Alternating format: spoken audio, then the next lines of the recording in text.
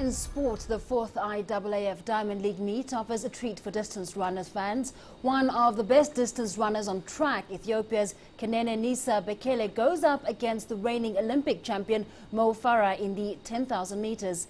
The Prefontaine Classic in the United States will revive a duel that began when the two were just 17 years old. Kenenisa went on to dominate the long distance events for almost a decade, but the last 2 years have seen Farah take charge. The Ethiopian holds the world record for both the 5,000 and 10,000 meter events. Both athletes are now 30 years old and have both set their sights on a marathon transition in the coming years. The field will also feature Kenenisa's younger brother Tariku and a number of top Kenyan athletes. The 10,000 meter event is, however, a non-diamond race event. Halfway through the second round of the World Cup qualifiers, Ghana are second in their group behind 2012 African champion Zambia, who led by a point. Ghana captain Asamoah Gyan says his team must win their remaining matches if they're to keep alive their chances of reaching the final round.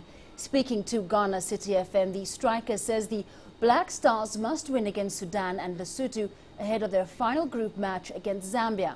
Ghana are training in Accra before heading to Ethiopia, where they'll camp before travelling to Sudan on June 5th.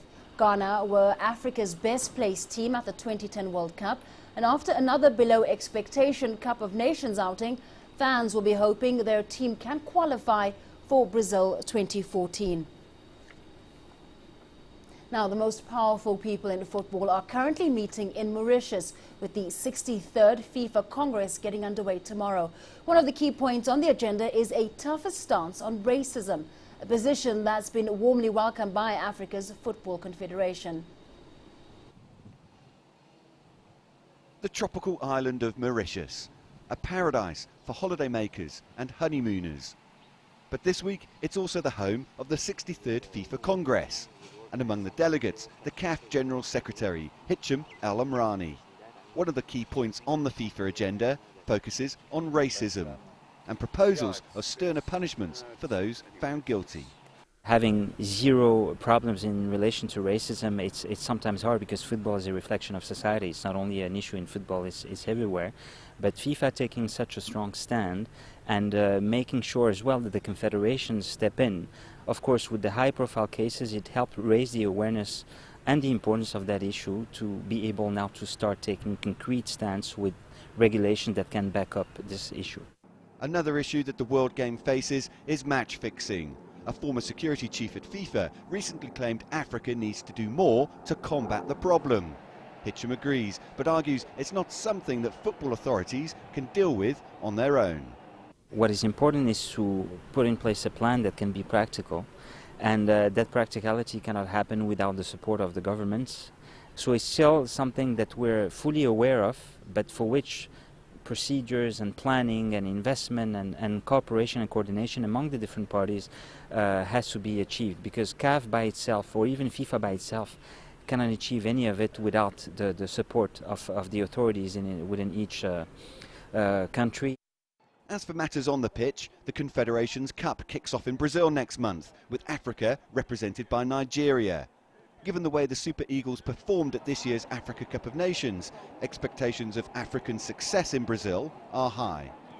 I believe that, they are going to win. They're going there to win. Of course, if they don't, it won't be a huge surprise, but at the same time we have high expectations because what they have displayed at the last AFCON in South Africa was tremendous. They have great players, a lot of talent, and with a great African coach. So we're hoping for a good achievement that will set the bar for the next editions as well.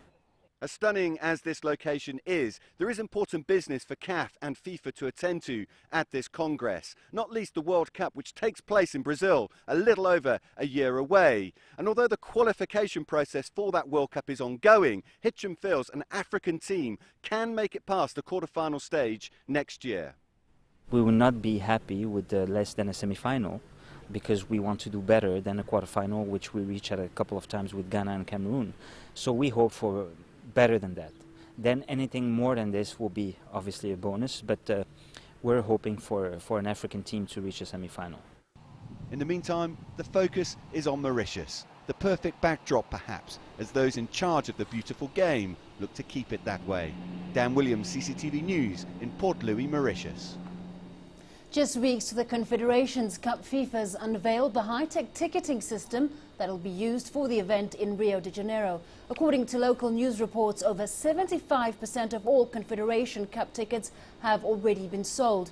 Each ticket comes numbered and has the name of the purchaser printed on it. Additionally, security codes, barcodes, hologram stamps and even embedded chips are in place to avoid counterfeiting. Nigeria will represent Africa in the June 15th to 30th tournament. Brazil's hosting of the tournament is considered an important step in its ongoing preparations for the much larger 2014 World Cup.